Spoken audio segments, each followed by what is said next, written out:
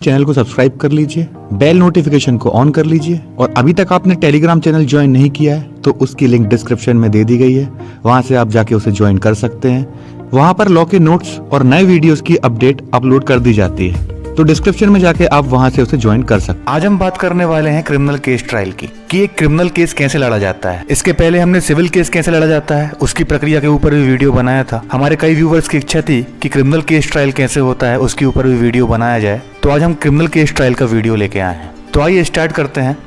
Criminal case trial. Criminal case trial दो प्रकार के होते हैं। पहला वह जो कि पुलिस एफआईआर के आधार पर होता है, दूसरा है कंप्लेंट केस अर्थात परिवाद, जिसमें हम सीआरपीसी की धारा 190 और 200 के तहत कोर्ट में जाते हैं। यहाँ हम सिर्फ पुलिस द्वारा की गई एफआईआर के ट्रायल के बारे में बात करेंगे। इसको हम 3 भागों में बांटेंगे। पहला भाग है पुलिस द्वारा चार्जशीट फाइल होने से पहले का, जिसमें पुलिस इन्वेस्टिगेशन होती है, और दूसरा कोर्ट में केस ट्रायल का, तथा तीसरा जजमेंट के बाद अपील और दया याचिका का। आइए पहला भाग देखते हैं। अपराध होने के बाद सबसे पहला काम होता है उस अपराध की सूचना पुलिस को देना। जो व्यक्ति सूचना देता है वो शिकायतकर्ता कहलाता है और जो अपराध से प्रभावित होता है वो विक्टिम यानी पीड़ित कहलाता है। सूचना देने वाला व्यक्ति पीड़ित नहीं भी हो सकता, जैसे कोई व्यक्ति जिसने सिर्फ अपराध होते हुए देखा हो लेकिन वो व्यक्ति उस अपराध से पीड़ित ना हो अर्थात उसका हिस्सा नहीं हो, वो व्यक्ति भी शिकायतकर्ता हो सकता है। पुलिस स्वयं किसी भी अपराध की शिकायतकर्ता हो सकती है। ऐसा सुप्रीम कोर्ट ने कहा है Hallu and others versus state of MP on 19 March 1974। जैसे कि कोई पुलिस ऑफिसर ड्यूटी या गश्त पर हो और वो कोई अपराध होते हुए देखे तो वह पुलिस ऑफिसर स्वयं भी शिकायतकर्ता हो सकता है। इसके अलावा पुलिस को अपने किसी मुखबिर अर्थात खबरी से कोई सूचना मिले या फिर कोई अपनी पहचान बताए बिना पुलिस को सूचना दे तो उस अपराध में भी वो पुलिस ऑफिसर ही शिकायतकर्ता होगा। जब भी पुलिस को अपराध की सूचना मिलती है तो उसका पहला काम होता है सीआरपीसी की धारा 154 के तहत एफआईआर रजिस्टर्ड करना। अगर समय नहीं है और मौके अर्थात घटना स्थल पर पहुंचना जरूरी है तो पुलिस पहले मौके पर जाकर हालात काबू में करेगी, फिर एफआईआर रजिस्टर्ड करेगी। संज्ञेय अपराध अर्थात गंभीर अपराध के मामले में यदि आरोपी पकड़ाया नहीं गया है तो सबसे पहले पुलिस आरोपी को ढूंढकर सीआरपीसी की धारा 41 के तहत बिना वारंट के उसे अरेस्ट करती है। पुलिस सीआरपीसी की धारा 51 के तहत उस आरोपी की तलाशी करती है या फिर सीआरपीसी की धारा 165 के तहत पुलिस उस स्थान की भी तलाशी कर सकती है जहां पर वह अपराधी पकड़ाया गया है। जो भी सामान उस आरोपी के पास होता है सिर्फ उसके कपड़ों को छोड़कर वह सभी सामान पुलिस द्वारा अपनी अभिरक्षा अर्थात कस्टडी में रख लिया जाता है अर्थात जब्त कर लिया जाता है। उस सामान की जब्ती रसीद भी पुलिस द्वारा आरोपी को दी जाती है। इसके बाद पुलिस सीआरपीसी की धारा 41 खा के तहत उस आरोपी के किसी भी परिचित या रिश्तेदार व्यक्ति को आरोपी के गिरफ्तार होने की खबर करेगी। अगर जरूरी हुआ तो आरोपी के दिए गए पते पर किसी पुलिस अधिकारी द्वारा जाकर उसके घर वालों को इत्तला की जाएगी। पुलिस एफआईआर करने से पहले या फिर एफआईआर करने के बाद जैसा भी उचित समझे वैसे अपराधी अर्थात आरोपी या अभियुक्त एवं पीड़ित व्यक्ति को सीआरपीसी की धारा 53, 53 का, 54 एवं 167 का के तहत मेडिकल परीक्षण के लिए पास के सरकारी या प्राइवेट हॉस्पिटल में लेकर जाएगी। आईपीसी की धारा 92 के अनुसार भी एक डॉक्टर घायल या रोगी व्यक्ति का उसकी सहमति के बिना उसके जीवन की रक्षा के लिए उसका इलाज कर सकता है।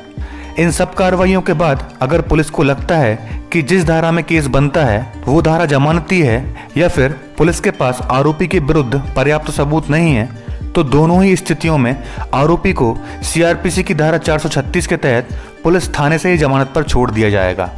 इसके लिए पुलिस द्वारा किसी प्रकार की जमानती की या बेल बॉन्ड की मांग भी आरोपी से की जा सकती है।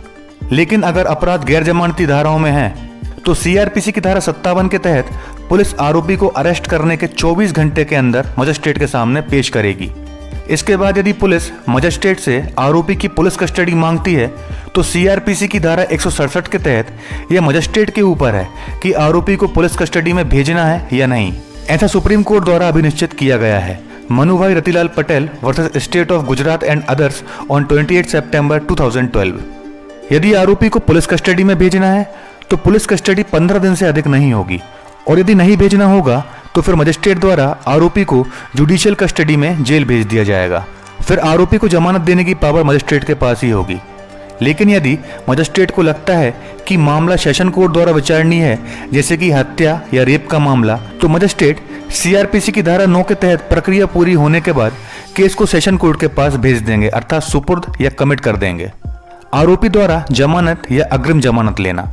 अगर कोई आरोपी घटना स्थल से अरेस्ट नहीं हुआ है या फिर भाग गया है, वह आरोपी सीआरपीसी की धारा 438 के तहत अपनी अग्रिम जमानत अर्थात एंटीसिपेटरी बेल भी कोर्ट से ले सकता है, या फिर पुलिस या कोर्ट के सामने समर्पण करके सीआरपीसी की धारा 437 और 439(1) के तहत भी जमानत ले सकता है। शिकायतकर्ता या पीड़ित व्यक्ति चाहे तो उस बेल के खिलाफ ऊपर की कोर्ट में सीआरपीसी की धारा 439(2) के तहत बेल कैंसिलेशन फाइल कर सकते हैं, जिससे कि आरोपी को जमानत न मिल सके।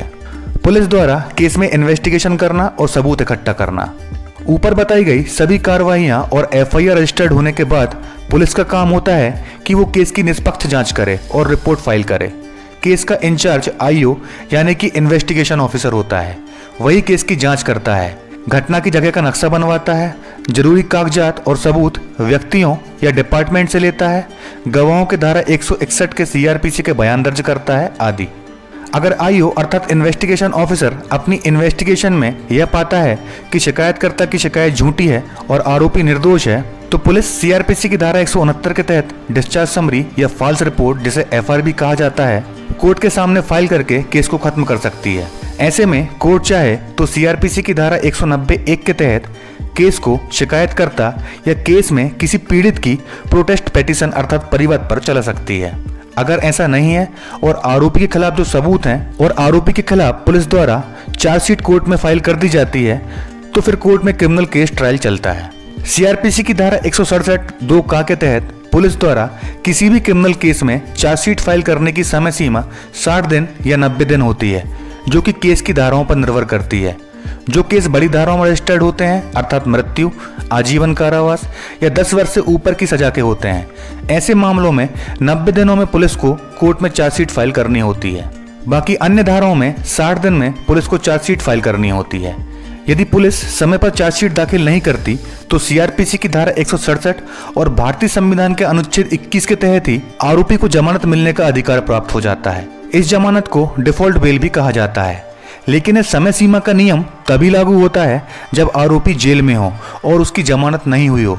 अगर आरोपी जमानत पर है तो पुलिस चार्जशीट फाइल करने में 60 दिन या 90 दिन से ज़्यादा समय भी लगा सकती है। अब सवाल आता है कि चार्जशीट क्या होती है या फिर चार्जशीट में क्या शामिल होता है। क्रिमिनल केस ट्रायल की चार्जशीट में ये चीज़ें शामिल होती हैं। पहला, दोनों पार्टियों पीड़ित और आरोपी का नाम। दूसरा, अपराध की सूचना की प्रकृति कि पुलिस को अपराध की सूचना कैसे मिली। तीसरा, शिकायतकर्ता पीड़ित की शिकायत, जो शिकायत उसने की है। चौथा, पीड़ित और आरोपी की मेडिकल रिपोर्ट। पांचवा, आरोपी की गिरफ्तारी या बेल से संबंधित पेपर।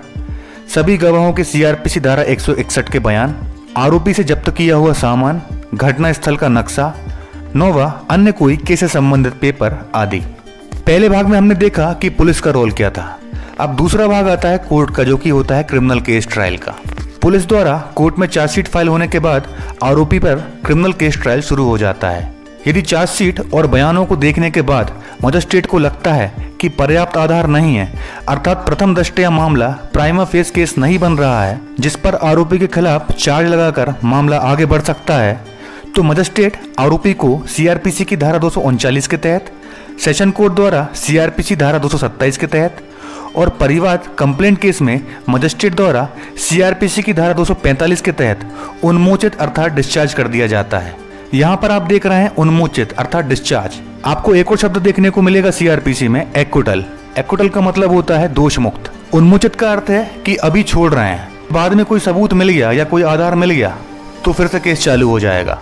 और एक्विटल अर्थात दोष मुक्त में क्या होता है, एक बार दोष मुक्त कर दिया तो फिर वो केस दोबारा नहीं चलेगा, उसकी क्या है अपील ही हो सकती है। तो यहाँ पे क्या है, उन्मोचित किया जा रहा है क्योंकि केस चलाने के पर्याप्त आधार नहीं है, अर्थात प्रथम दृष्टया मामला नहीं बन रहा है, तो क्या है उन्मोचित कर दिया जाता है।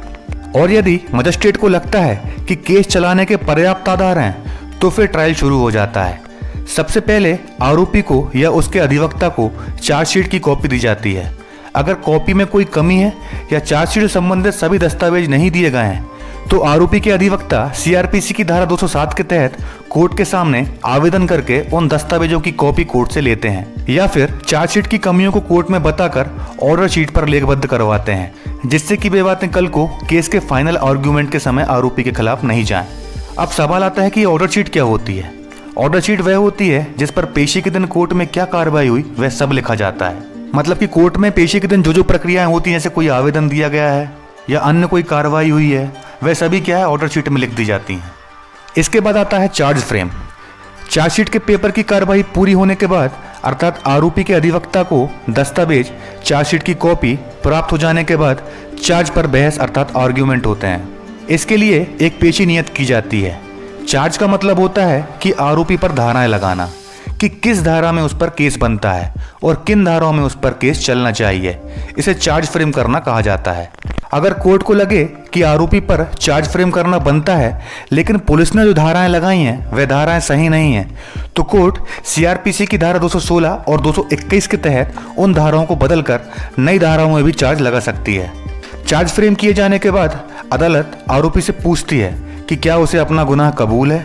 अगर वह अपना गुनाह कबूल कर लेता है तो उसे उसी वक्त या अगली पेशी पर सजा सुना दी जाती है और क्रिमिनल केस ट्रायल यहीं पर समाप्त हो जाता है।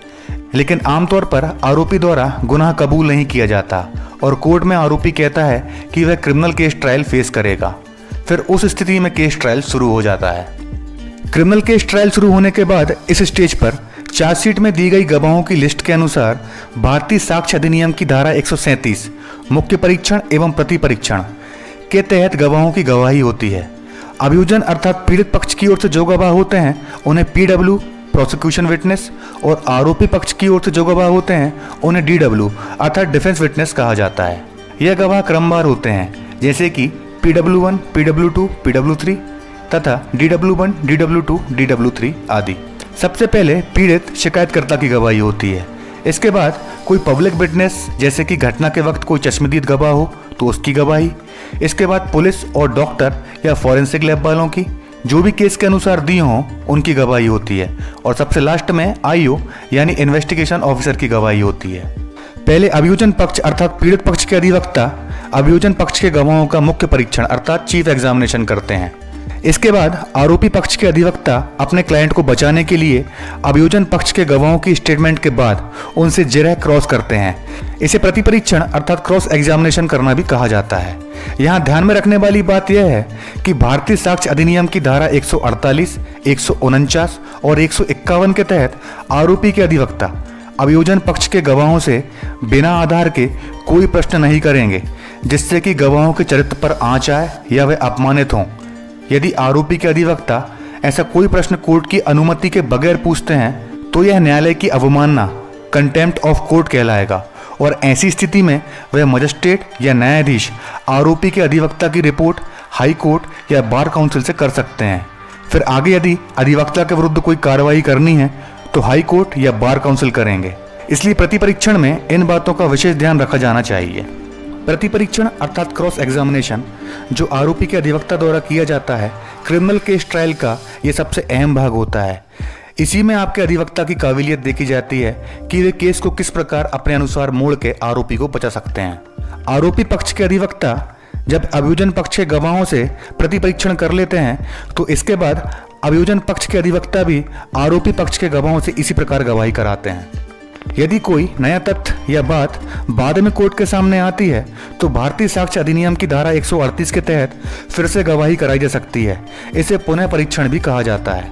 अगर कोई अभियोजन पक्ष का गवाह या सरकारी गवाह अपने बयानों से मुकर जाए या हॉस्टाइल हो जाए तो सरकारी वकील अर्थात अभियोजन पक्ष के वकील भारतीय साक्ष्य अधिनियम की धारा 154 के तहत खुद उस व्यक्ति से जिरह अर्थात क्रॉस करते हैं, यह साबित करने के लिए कि वो गवाह जानबूझकर झूठ बोल रहा है और आरोपी को फायदा पहुंचाना चाहता है या आरोपी से मिल गया है।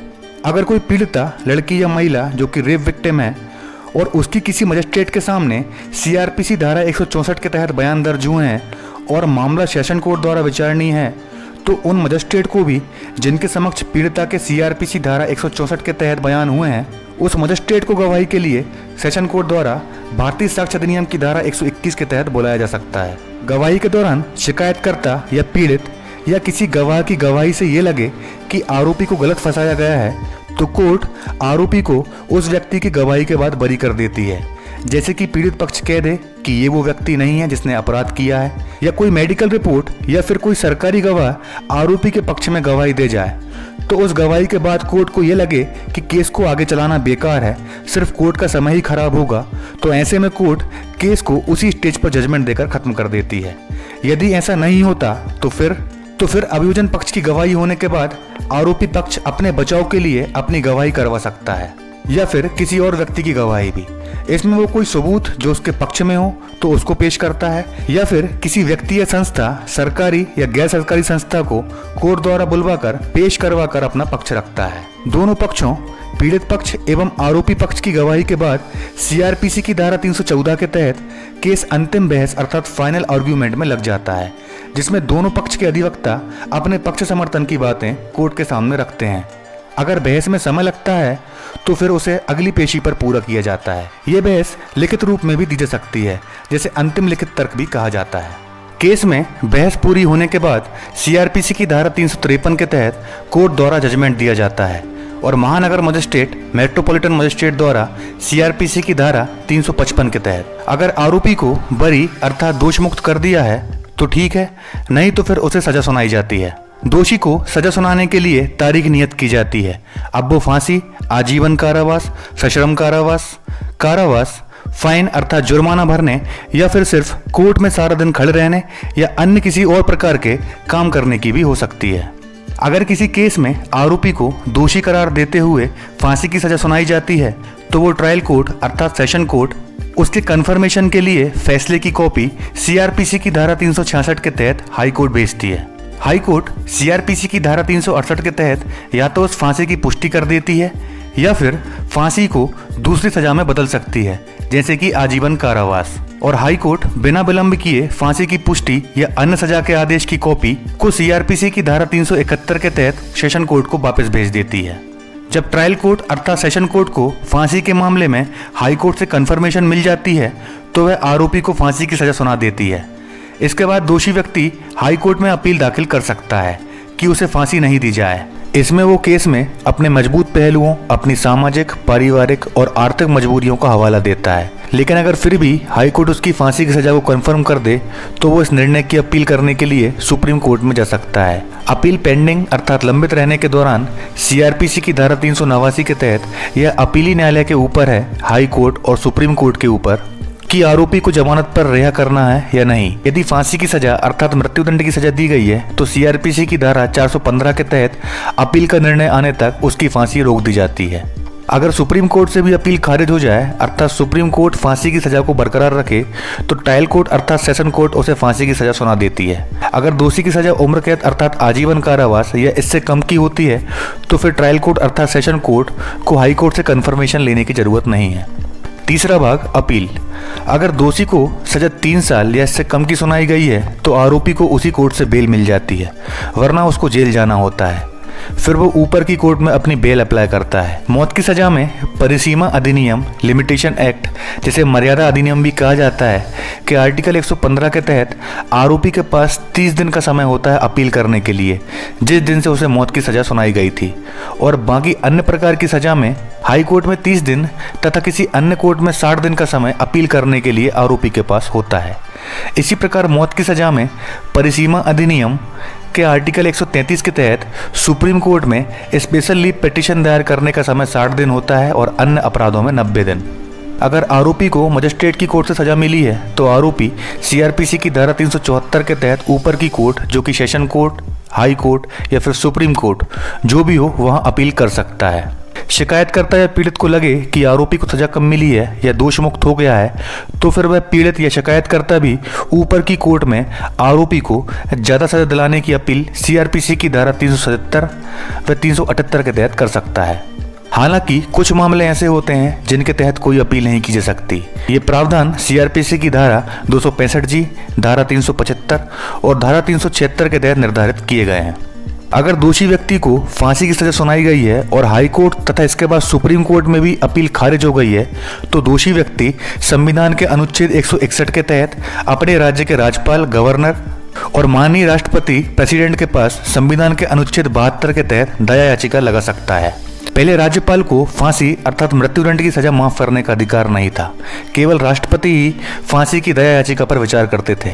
लेकिन सुप्रीम कोर्ट द्वारा the state of Haryana versus Rajkumar aka Bittu on 3 अगस्त 2021 के ऐतिहासिक निर्णय में राज्यपाल को भी यह शक्ति प्रदान हो गई।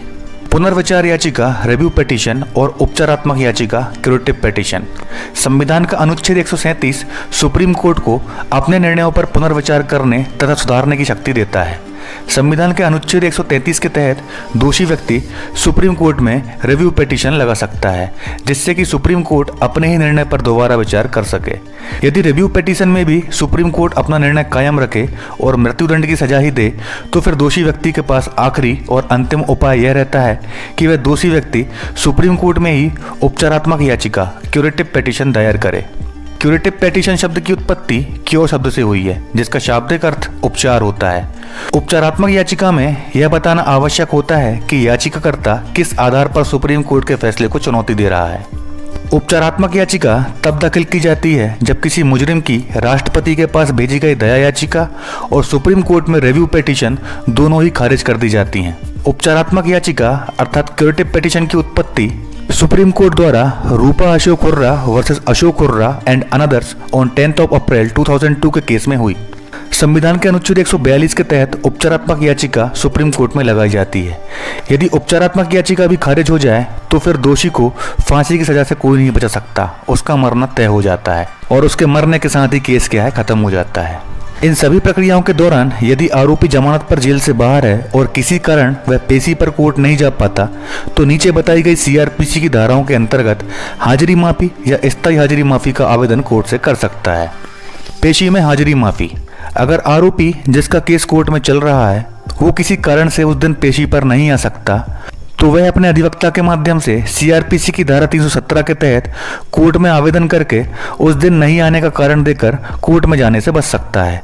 यदि वह ऐसा नहीं करता तो कोर्ट उसके विरुद्ध वारंट जारी कर देगी। स्थायी हाजिरी माफी। आरोपी अपनी कोई मजबूरी जैसे कि कोई बीमारी, वृद्धावस्था या कोर्ट से उसकी घर की दूरी या अन्य सुरक्षा के कारणों का हवाला देकर वो अपने अधिवक्ता के माध्यम से सीआरपीसी की धारा 205 के तहत कोर्ट से स्थायी हाजिरी माफी ले सकता है। इसमें उसे क्रिमिनल केस ट्रायल में आने पर छूट मिल जाती है, अर्थात हर पेशी आने से छूट मिल जाती है। आरोपी को सिर्फ चार्ज फ्रेम करने के लिए और अंत में जजमेंट के समय ही कोर्ट में आना होता है। ट्रायल के बीच में केस खत्म करने के उपाय। राजीनामा। यदि पीड़ित या शिकायतकर्ता और आरोपी के बीच समझौता हो जाता है तो सीआरपीसी की धारा 320 में बताए गए नियमों के तहत राजीनामा करके केस समाप्त कर सकता है।